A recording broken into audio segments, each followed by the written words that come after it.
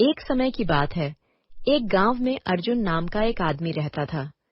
उसकी पत्नी का नाम अंजलि था। वो दोनों निसंतान थे। उनकी इच्छा थी कि उन्हें भी एक प्यारा सा बच्चा हो जाए।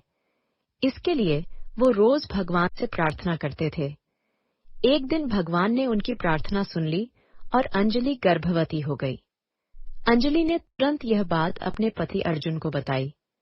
इस खबर को सुनकर अर्जुन भी काफी खुश हुआ और दोनों ने इसके लिए भगवान का शुक्रिया अदा किया। अंजलि के गर्भवती होने के बाद अर्जुन उसका पूरा ख्याल रखने लगा। वह उसकी हर छोटी बड़ी ख्वाहिशों को पूरा करता था। एक दिन पति पत्नी दोनों एक साथ खाना खा रहे थे, लेकिन अंजलि की तबीयत थोड़ी ठीक नहीं लग रही थी। इसलिए वो वहां से उठकर बालकनी में ताजी हवा खाने आ गई। तभी उसकी नजर ओली के पत्तों पर पड़ी। उसने कहा, वाह, ओली के पत्ते कितने ताजे ताजे हैं। काश ये मुझे खाने को मिल जाते। यह सुनकर अर्जुन घबरा गया। उसने कहा, अरे, तुम ऐसा मत कहो। वो महल जादूगरनी मलिका का है। वहां जाना नामुमकिन है। वो अपने बगीचे में किसी को भी नहीं जाने देती। तुम उसकी जगह कुछ और खा लो। अंजलि नहीं मानी। वह जिद करने लगी कि उसे ओली के पत्ते खाने ही हैं। पत्नी की जिद के आगे हार के अर्जुन जादूगरनी मलिका की हवेली में गया।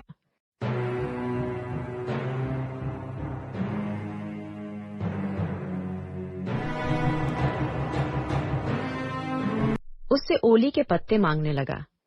इस पर जादूगरनी मलिका ने कहा, तुम्हारी हिम्मत कैसे हुई यहाँ आने की? तुम्हें कोई पत्ते नहीं मिलेंगे, निकल जाओ यहाँ से। इतना सुनकर अर्जुन मायूस होकर वहां से निकल गया।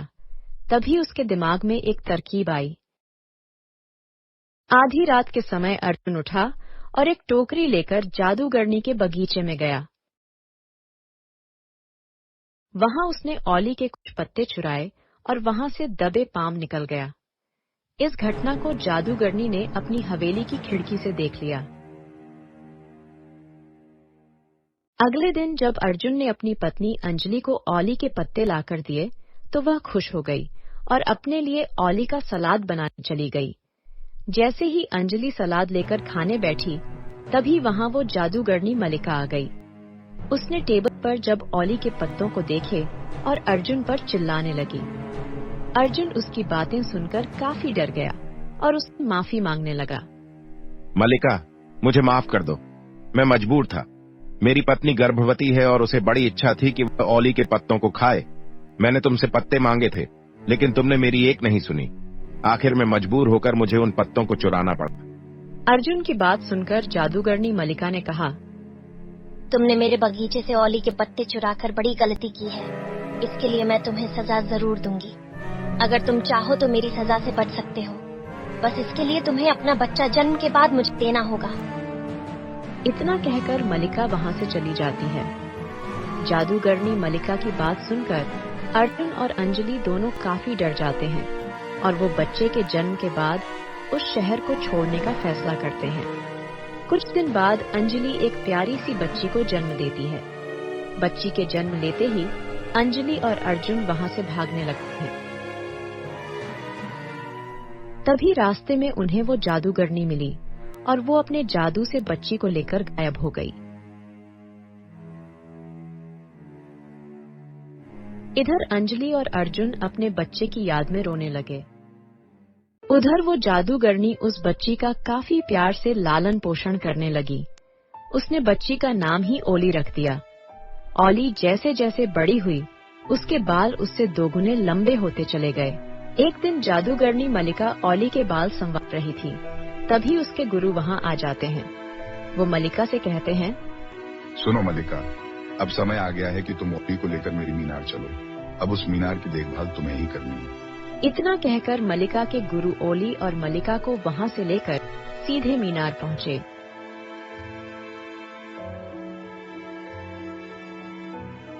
मीनार पहुंचकर गुरु ने मलिका और ओली को एक कमरे में कैद कर दिया और कहा, मलिका, अब मैं थोड़ा आराम करना चाहता हूँ, इसलिए मीनार तुम्हारे हवाले कर रहा हूँ। इसकी देखभाल अच्छी तरह से करना।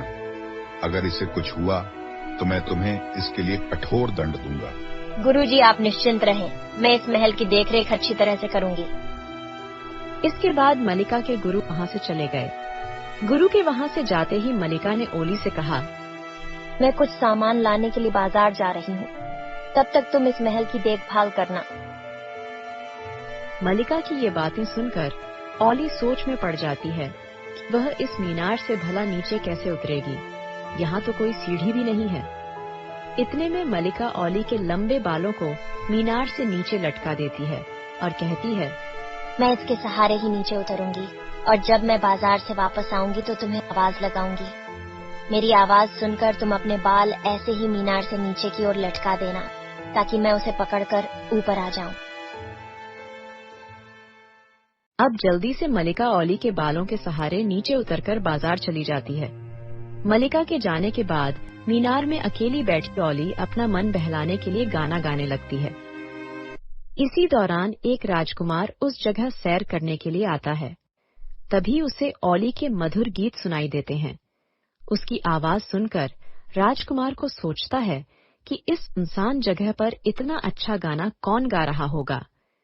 इसी सोच के साथ राजकुमार उस आवाज की ओर चल पड़ता है। इस दौरान उसकी नजर मीनार पर पड़ती है।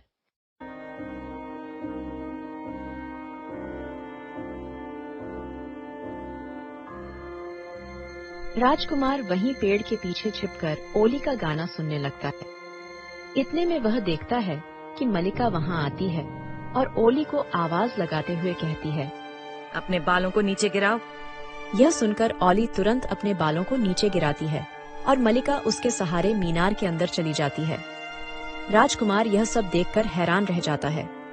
अगले दिन फिर राजकुमार वहां आता है और देखता है कि ओली के बालों के सहारे मलिका नीचे उतरकर बाजार चली गई। जैसे ही मलिका थोड़ी दूर पहुंच जाती है तो राजकुमार मीनार के पास पहुंचकर आवाज लगाता है, ओली, ओली, तुम अपने बालों को नीचे गिराओ। यह सुनकर ओली अपने बालों को नीचे गिरा देती है। फिर राजकुमार बालों के सहारे मीनार में घुस जाता है। राजकुमार को देखकर ओली डर जाती है। वह पूछती है, तुम कौन हो? इस पर राजकुमार कहता है, अरे तुम डरो नहीं, मैं कोई चोर नहीं हूँ। मैं यहाँ तुम्हारा गाना सुनकर आया हूँ। तुम्हारी आवाज बहुत मीठी है। इस पर ओली काफी खुश हो जाती है और राजकुमार को गाना सुनाने लगती है। इसी तरह रोज राजकुमार मीनार आने लगा और देखते ही देखते दोनों को एक दूसरे से प्यार हो जाता है। एक दिन ओली अपने बारे में राजकुमार को बताती है। वह कहती है, मल्लिका मेरी माँ नहीं है। उसने मुझे यहाँ कैद करके रखा है। वो मुझे कहीं भी नहीं जाने देती। यह सुनकर राजकुमार ओली से वादा करता है कि वह उसे उसके असली माँ बाप से जरूर मिलाएगा। इतना कहकर राजकुमार मीनार से निकल जाता है। तब तक मल्लिका वहां आ जाती है और राजकुमार को वहां से जाते देख लेती है। वह तुरंत आवाज लगाती है, ओली, ओली, तुम अपने बालों को नीचे गिराओ। ओली अपने बालों को नीचे गिराती है और वह ऊपर मीनार में चली जाती है। मीनार में घुसते ही मल्लिका सीधे ओली पर गुस्सा करते हुए कहती है, मैंने तो सोचा कि मैं तुम्हें बाहर की दुनिया से दूर रखने में सफल हो गई, लेकिन ऐसा नहीं है। गुस्से में मल्लिका कैंची लेकर ओली के बाल काट देती है। फिर उसे एक सुनसान से रेगिस्तान में ले जाकर छोड़ देती है। इस बात से अनजान राजकुमार अगले दिन फिर मीनार के पास आता है और आवाज लगाता है, ओली, ओली, तुम अपने बालों को नीचे गिराओ। रोज की तरह ही ओली के बाल नीचे गिरते हैं, जिसे पकड़कर वो मीनार में प्रवेश करता है। लेकिन इस बार वो हैरान रह जाता है। दरअसल मीनार में ओली नहीं मल्लिका थी। वह उसे देखकर पूछता है, ओली कहाँ है? तुम जिस ओली की तलाश में यहाँ आए हो वो अब यहाँ नहीं रहती। इतना कहकर मल्लिका राजकुमार को मीनार से नीचे फेंक देती है। इस घटना के बाद राजकुमार बुरी तरह से घायल हो गया, लेकिन फिर भी उसने हार नहीं मानी। वह अपने सैनिकों के साथ ओली की तलाश में निकल गया।